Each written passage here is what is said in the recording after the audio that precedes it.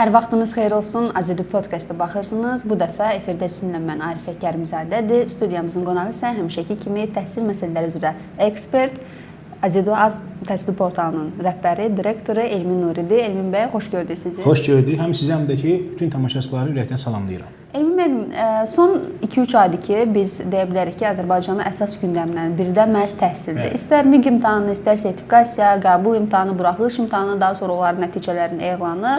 Və hazırda isə əsas proseslərdən biri başlayır, ixtisas seçimi. Və uzun illərdir ki, biz bunu müzakirə edirik və hər kəs bilir ki, bu proses çox ciddidir. Həm istər tələbə abituriyentlər baxımından olsun, həm istər valideynlər baxımından olsun, həm də istər ümumiyyətlə təhsil cəmiyyəsi baxımından olsun. Ümumiyyətlə siz necə fikirləşirsiniz ki, indiyədək və hazırda da ixtisas seçimində edilən ən böyük yanlışlar nələrdir? Təşəkkür edirəm Arifə xanım. Çox doğru dediniz ki, son 2-3 ayda demək olar ki, ən çox elə təhsil məsələləri müzakirə olunur. Könül istədir ki, ilin 3 ayı yox, bütün aylarında, bütün 12 ay məhz təhsil məsələləri istər medianın, istər ictimaiyyətin gündəmində olsun, amma eybi yox, 3 ay da pis deyil. Məsələ nədən ibarətdir? Bəli, artıq bu müəllimlərin işə qəbul müsabiqəsi yekunlaşdı, digər mərhələsi qalıb öz yerində, sertifikatlaşdırma prosesi başa çatdı, 2 sikl bitdi, digər proseslər başlayır artıq. Məsələn, məhz dünən peşə təhsil müəssisələrinə qeydiyyat artıq start götürdü və birinci mərhələ avqustun 10-na qədər davam edəcəkdir. Bəli. Bir neçə qısa müddətdən sonra 9 illik bazi üzrə kolleclərə qəbul başlayacaq və ən nəhayət avqustun ilk 10 günlüyündə çox güman ki, universitetlərə, ali təhsil müəssisələrinə ixtisas seçimi start götürəcək. Yəni, çox həyəcanlı anlardır. Biz dövrü yaşayırıq. Məsələ nədən ibarətdir? Və bu həyəcanlı dövrün ən vacib məsələsinə siz toxundunuz, ixtisas seçimi. Bugün bütün platformalar, söhbət sosial platform gedir. TikTok, Instagram, nə bilim, Telegram üzərindən təhsilə aid oldu, olmadı, ümumiyyətlə işinin adına olmasından asılı olmayaraq bir çoxları özünü ixtisas seçimi üzrə mütəxəssis kimi qələmə verirlər. Əzizlərim, birincisi, ixtisas seçimi üzrə mütəxəssis olmur. İxtisas seçimi sadəcə 15 xananın doldurulması olan texniki bir prosedurdur. Nə ola bilir? İxtisaslar və karyera bələdçilik istiqamətində mütəxəssis kimisi ola bilər. Və o adam uğurludur ki, bu abituriyentin ixtisas seçiminə məhz həmin gözlə baxır. Yəni mən deyək ki 350 bal yığdım, olsun bir 560 bal yığdım. Ona görə keçid balına görə ixtisaslar sıralansın? Xeyr. Bu yanlış bir məsələdir. Məsələyə karyera istiqamətindən, ixtisası universitetdəki yeri, abituriyentin xarakterinə uyğunluğu, əmək bazarındakı mövqeyinə görə yanaşacaqsansa, bunu edin. Yanaşmayacaqsınızsa, zaten elədir. Onsuz da 90% insan məsələ bu cürlə baxır. Bu artıq, üzr istəyirəm, xaltura kimi dəyərləndirilməlidir. Bu, necə deyim ki, sadəcə bəsit kommersiya hədəfi kimi dəyərləndirilməlidir və bu yol verilməzdir. Və bu cür insanlar abituriyentləri çox yüksək şəkildə manipulyasiya etmək gücünə malikdirlər. Gəlirik sizin suala. Yaxşı, bəs abituriyentlər necə etsinlər ki, bu manipulyasiya oyunlarına getməsinlər? Və sizin suala biz gəlirik ki, ən çox edilən xətalar nədən ibarətdir? Birincisi, yalnız və yalnız seçim zamanı, yalnız və yalnız keçid ballarına baxaraq seçim edilməsi. Elə deyil. Bir neçə mənbəyə baxılmalıdır ki, onlardan ancaq biri sonuncu keçid balıdır. Dax ki, uşaq yığıb, nə bilim, 440 bal yığıb, ötəninin jurnalına baxır. Hə, deyək ki, mən kim ixtisasını istəyirəm, o 420 bal olub. Onu mən seçə bilərəm. Bu yanlış məsələdir. Statistika ilə işləmək biraz başqa bir məntiq tələb edir. Plan yerlərinə baxılmalıdır. İxtisas qrupları üzrə ümumi göstəricidə statistik təhlillər var. Onlara baxılmalıdır. Və o, məsələn, bu illər avqustun 2-sə 3-ü çıxmalıdır, səhv etmirəmsə. Bu ilki göstəricilərə baxılmalıdır, ötənkilərə baxılmalıdır. Bunlar müqayisə aparılmalıdır. Aradakı olan orta... Bəli. Tutalım ki, bir uşaq 3-cü qrupda yığıb 420 bal, düzdür. Onun balı hansı qrupa aiddir? 400-450 bal aralığına aiddir. 50-50 hesablanır da bunlar.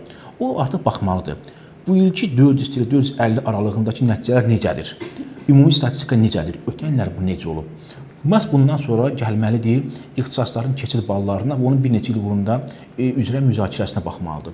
O gün mən TikTok üzərindən bununla bağlı bir paylaşım etdiyim, durub soruşurlar ki, yaxşı, bəs biz necə tapaq bir neçə ilin keçid ballarını? Mən sizə deyim, Dövlət İmtahan Mərkəzinin saytına daxil olursunuz, orada arxivə gedəndə Ötən il hətta 10-15 il bundan əvvəlin belə abituriyent jurnalını tapa bilirsiniz. Hər bir orada PDF-i yükləmək, PDF çəkimi yükləmək o qədər də böyük summa tələb etmir. 2 manat ödəməklə kart vasitəsilə siz istənilən ilin keçid balını endirə bilərsiniz. Bu asan bir məsələdir. Bu bir detal. İkinci, biz nədə səhv edirik? Dediyim kimi statistikanın düz işləmirik. Bu birinci mərhələ ancaq keçid balına baxırıq. İkinci məsələ nədən ibarətdir? Yanlış sıralama metodu. Yanlış sıralama nədən ibarətdir? Deyək ki, mən yığmışam 450 bal, arxayınam. İlk 10-15 xana seçə bildikdə bilirsiniz. İlk 10 yerdə mən 450 balın üzərində olan yerləri seçirəm. Düşünürəm ki, onsuz da axırda 5 yer qalıb, elə həmin 5 yeri 450-dən aşağı yerlərə yazaram. Yəni, onlardan birinə düşə bilərəm. Xeyr, bu elə deyil, olmamalıdır. Çünki sıralama nə qədər aşağı doğru gedəcəksə, algoritm, seçim abituriyentin şansını bir o qədər də azaldacaq. Reallığa baxın. Bəli, 450 bal yığmışsan, lap yaxşı. Biz hamısını alqışlayırıq. Sıralama elə əvvəlinci xanadan sonuncu xanaya qədər məhz ona uyğun getməlidir, öz reallığını itirməməlidir. Çünki 15 yeri var. 15 yeri nə deməkdir? Abituriyentin hər ixtisasına görə 15-də 1 şansı var.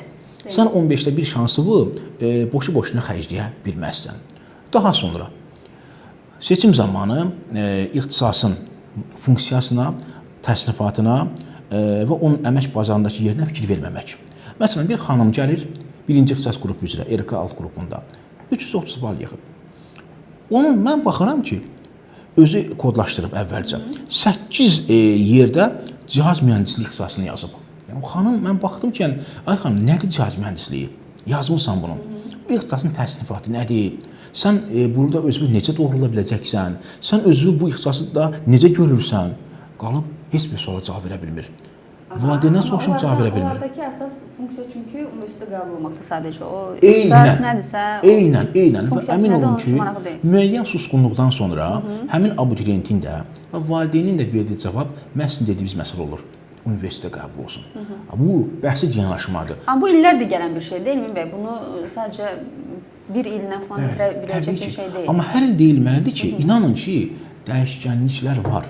Tam səmdir. İldən ilə az da olsa, nisbi də olsa, artıq insanlar, biz hər gün konsultasiyalar keçirik Azərbaycan Təhsil Platformasında.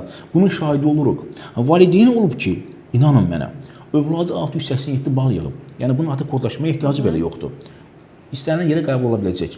İnsan yalnız və yalnız hüquqşünaslıq ixtisasının Bakı dövlətdəmi, ad adamı, yaxud da ki, Qarabağ Universitetindəmi yaxşı tədris olunma məsələsini öyrənməkdən ötəri əlavə bir saat konsultasiyada iştirak edib. Baxın, əslində ixtisas seçimləri dedik, detalən bu olmalıdır.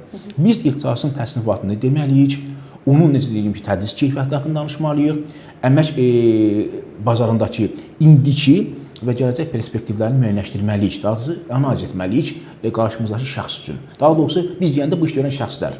Əgər eləyirlərsə, yox, 15 dəqiqəyə kodlaşdırım, müəyyən ölçüdə qiymətləri də maşallah ildən ilə qaldırırlar.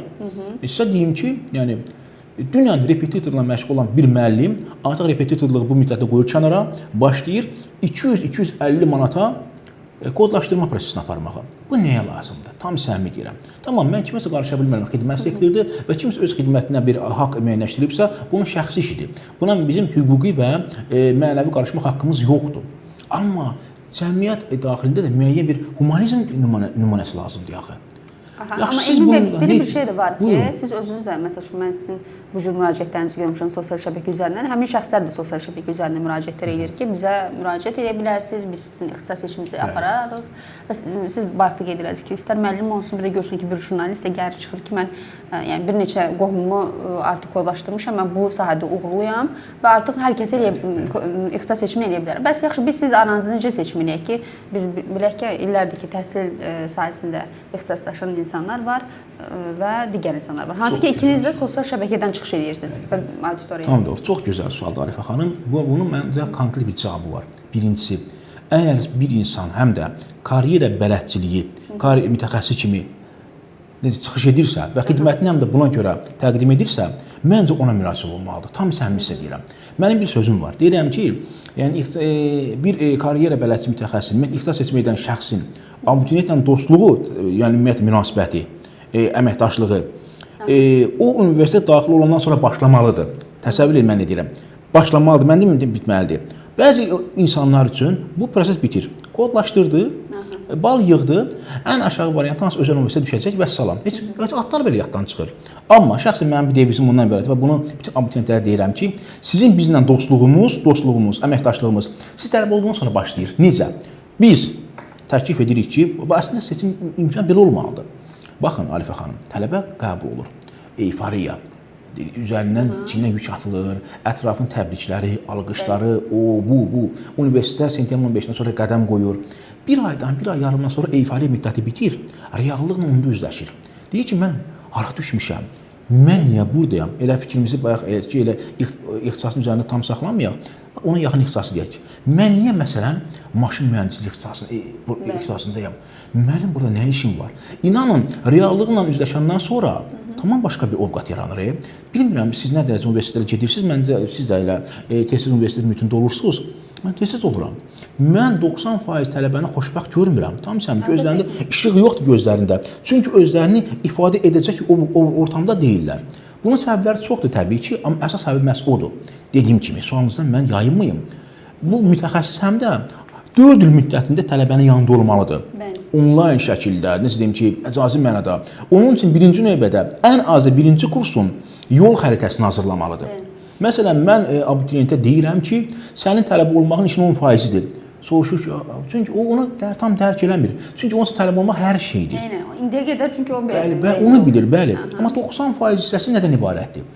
Bu time management, vaxtın idarə edilməsindən tutmuş, layihələrin hazırlanması, dünya bu dəqiqə data analitika dövrüdür. Dünya bu dəqiqə layihələrin hazırlanması dövrüdür. Layihələr dünyası, projelərdir. İxtisasından asılı olmayaraq, filologiyada oxumasından asılı olmayaraq, nə bilim, kompüter mühəndisliyində oxumasına asılı olmayaraq, hər bir tələbə artıq birinci kursdan layihələrin hazırlanması, layihələrin idarə edilməsi proqramını bilməlidir. Biz onlara deyirik ki, baxın, Coursera, Udemy kimi beynəlxalq platformalarda hansı təlimlərdən istifadə etməlisiniz? Axı biz niyə həmişə abituriyenti yalnız bu adam tələbə oldu, bitdi, qutardığından məhdudlaşdırmalıyıq? Abituriyent bəli bunu bilməyə bilər. Onun valideyni başqa peşənin insanıdır. Sadə zəhmət adamıdır ola bilsin. Bilməyə bilər. Amma sən mütəxəssissən. Sənin borcunu sən deməlisən ki, bax, tələbə oldun 2 aydan sonra mən sənə Courseradan bu kursların siyasını göndərməliyəm və sən ixtisas yaxınlığına görə, uyğunluğuna görə və öz istəyinə görə bunları seçməlisən və sən bunların sertifikatlarını almalısan. Yetişsən bu nə olmalıdır? Mən buna mütəxəssis deyirəm. Mən 250 manat alıb 250 bala görə kimsə tələb edən şəxsi mütəxəssis demirəm. O mütəxəssis deyil zaten. Açıq danışım sizə. Çünki zaten ona bilsin dediyimiz məsələləri o özü fərqində deyil, özü bunu hazırlaşmalıdır. Amma insanlar da bilməlidir də. Tələbə bilmir ki, ümumiyyətlə yol xəritəsi anlayışını bilməyə bilər. Çünki birinci kurs tələbəsi, abituriyentdən söhbət, üzrəm, abituriyent bilməyə bilər. Amma biz bunu hazırlamalıyıq. Amma Emin bəy, belə bir tendensiya da var ki, indi tələbələr, abituriyentlər özləri kodlaşdırmağa çalışırlar. Məsəl üçün, ballara baxırlar, ödəniş qiymətlərinə baxırlar ixtisasların. Məsəl üçün də ondan əvvəl universitetə qəbul olan bir nəfər kömək edirsə, 2 nəfər birləşirlər və kodlaşdırma aparırlar. Bu nə dərəcədə düzgündür sizcə? Kodlaşdırsınlar zaten. Necə deyim sizə? Amma yenə də İxtisas seçimi eləyirlər, belə deyək. Olar.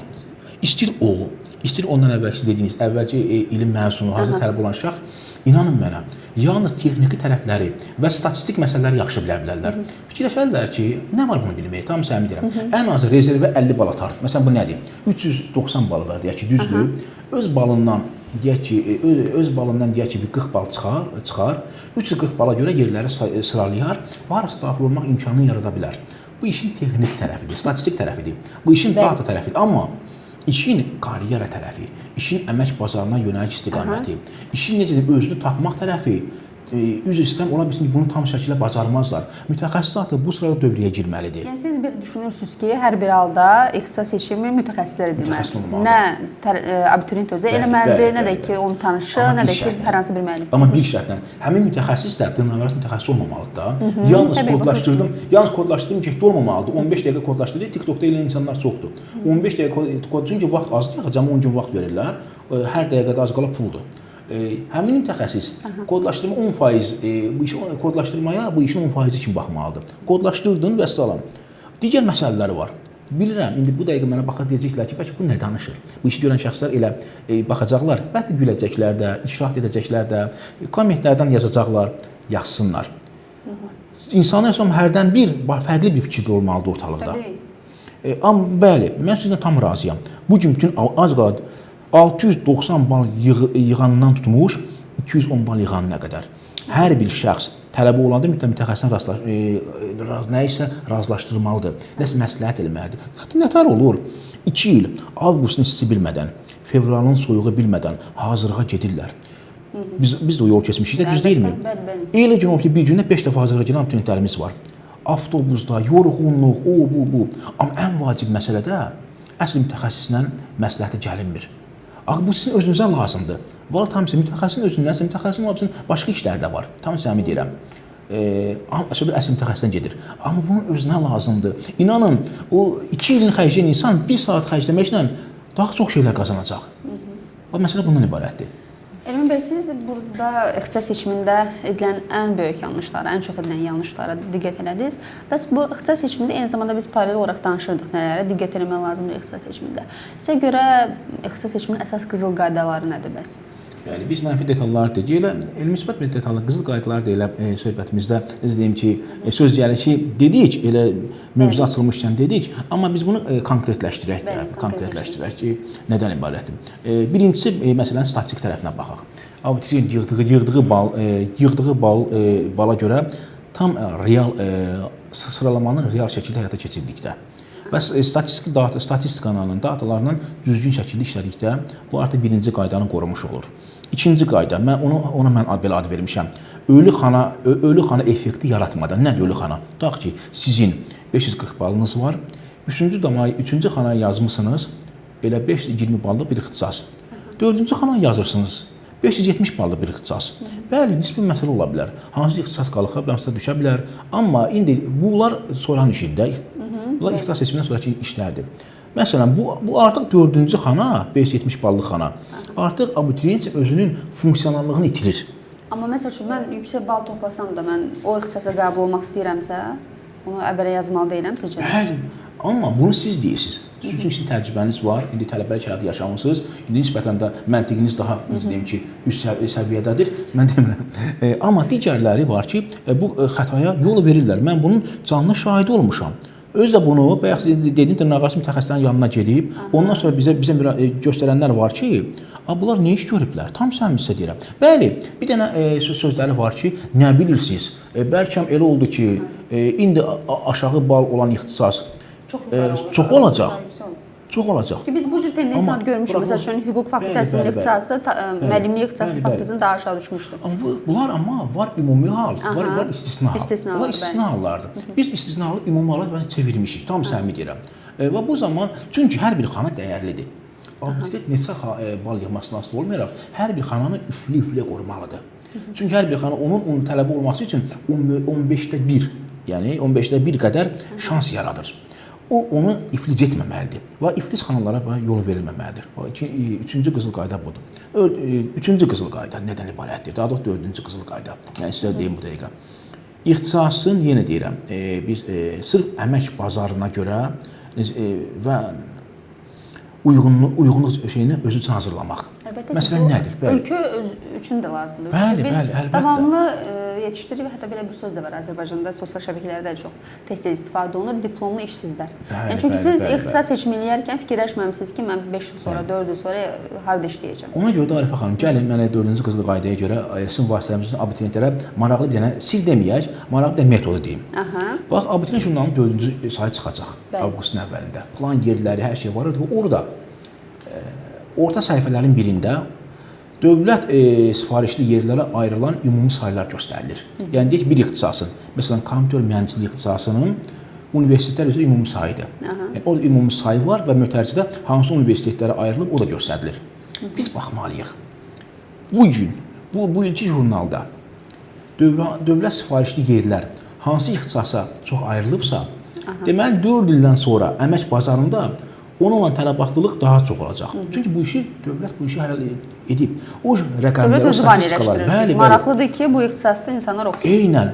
O rəqəmlər, Arifə xanım, orada elə belədən düşmür. Onlar hesablanır, onlar çox ciddi datalardır əslində.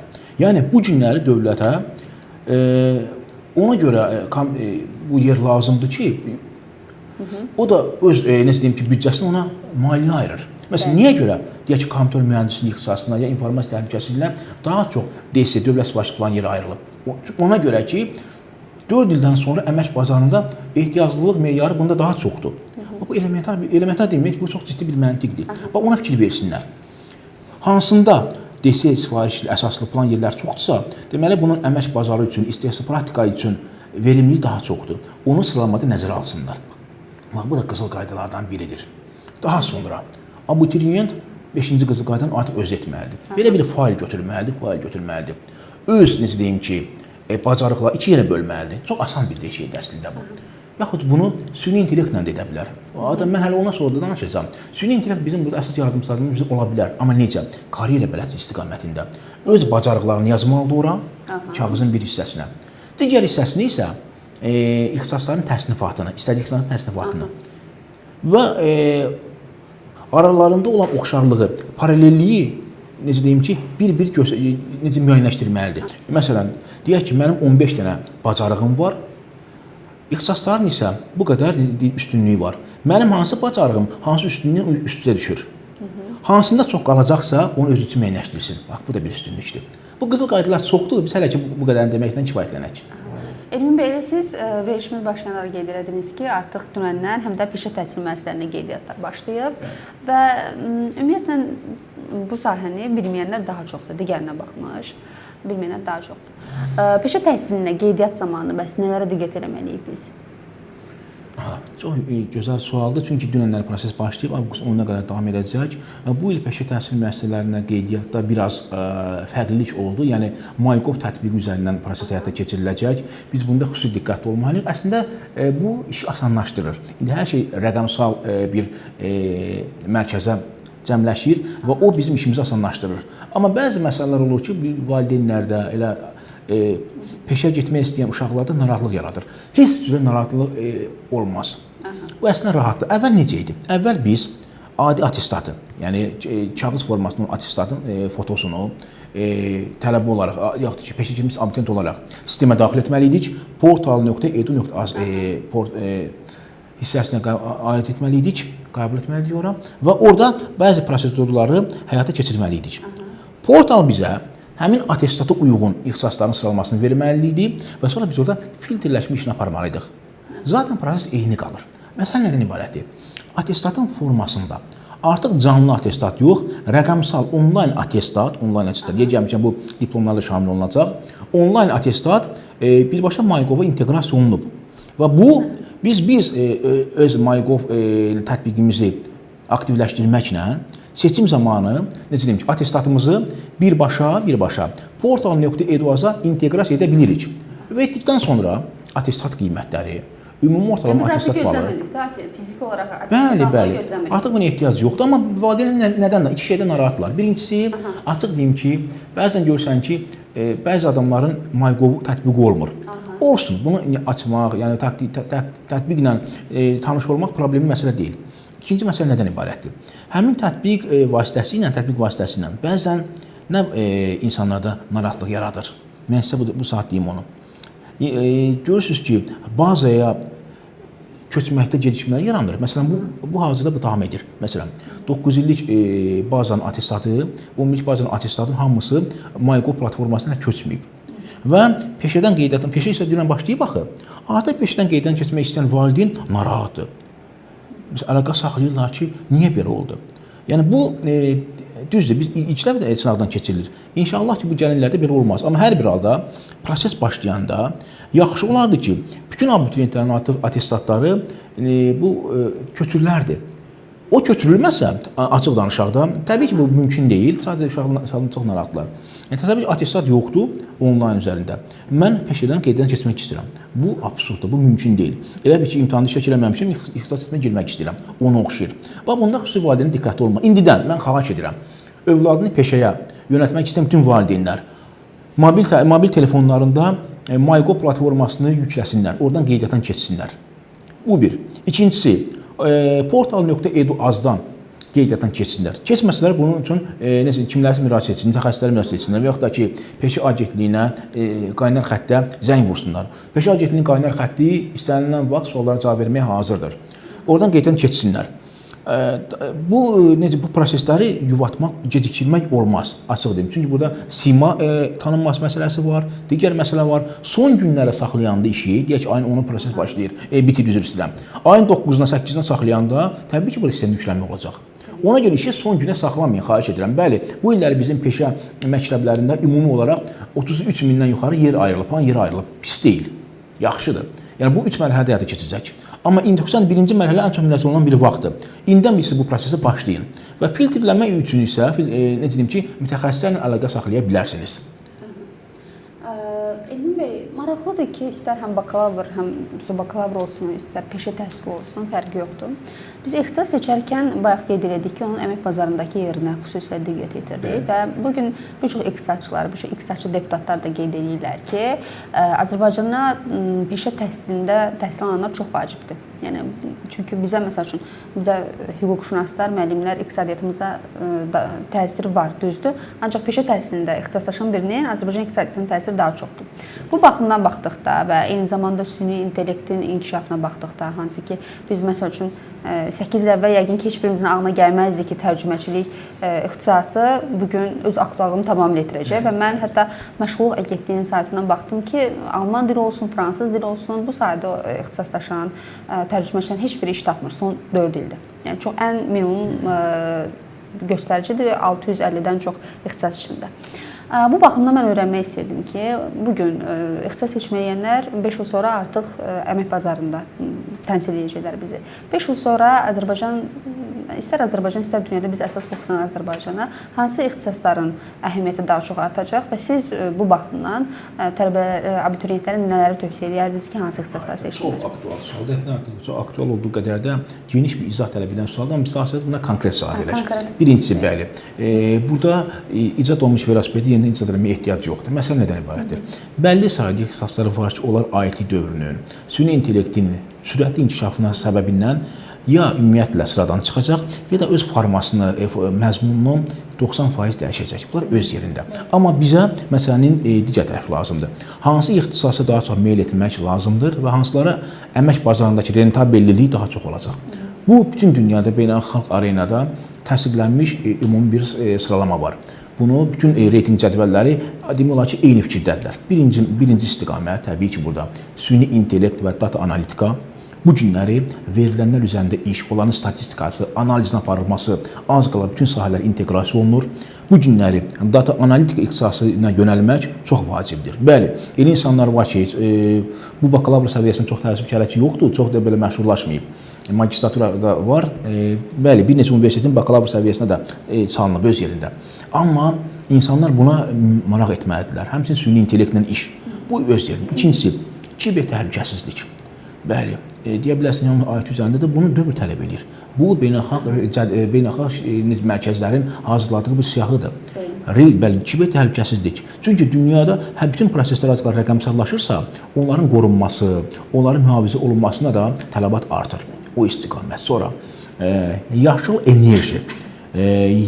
enerji və alternativ enerjilərdən iş. Məsələn, bu günləri biz peşə təhsil müəssisələrimizdə günəş və külək enerjisi üzrə mütəxəssis ixtisası var, amma çox az adam buna meyl edir. Hətta belə bir sual verirlər ki, uşaq onu oxusa nə iş görəcək? Elə dövr onun dövrüdür də. Yaşıl enerji, alternativ enerji kimi mənbələrlə iş öz artıq gələcəkdə öz rentabelliyini artıq indidən artırıb. Bundan qaçmaq olmaz. Daha sonra enerji mühəndisliyi istiqamətlər. Bu çox vacib istiqamətlərdir. Bu, necə deyim ki, dünyada da belədir, elə bizim gələcək əmək bazarımızda da öz sözünü mütləq deyəcəkdir. Daha sonra, məsələn, digər istiqamətləri, biotexnologiya istiqamətləri. Bu, necə deyim ki, artıq indidən də yox, bir neçə müddət bundan əvvəl öz dedim ki, verimliliyini, öz nüfuzunu, sambalını və öz tələbatlılığını xeyli dərəcədə artırıb. Yəni biotexnologiyanı bilmək dövrün necə deyim ki, bir çox sahələrində irəli getməyə çox böyük imkanlar yaradacaq. Daha sonra rəqəmsal marketinq. Bəli, bu günlər bizim universitetlərdə bəhbəhlə menecment, marketinq, mühasibat, maliyyə, iqtisadiyyat kimi ixtisaslar var öz yerində. Alqışlayırıq. Amma ən azından marketinq və menecment ixtisaslarını rəqəmsal menecment və rəqəmsal marketinqlə əvəzləməyin zamanı çoxdan çatıb. Artıq biz marketinqə deyək 30 plan yer ayıracağıqsa, rəqəmsal marketinqə bir 50-60 plan yer ayırmalıyıq. Dövr rəqəmsal marketinq dövrüdür. Və bu istiqamətlər həm dünya trendində, həm də Azərbaycan trendində getdikcə tələbatlılığını artırır. Yəni siyahını uzatmaq olar öz yerində, amma ən vacibləri düşünürəm ki, məhz bunlardır. Çox təşəkkür edirəm Elmin bəy. Mən Çox təşəkkür məhsuldar edirəm. məncə verişiniz oldu. Xatırladım ki, siz Azedur podkastda baxırdınız. Qonağımız isə təhsil sahələri üzrə tədqiqatçı Elmin Nuri idi. Sağ olun, gələn həftə görüşənədək.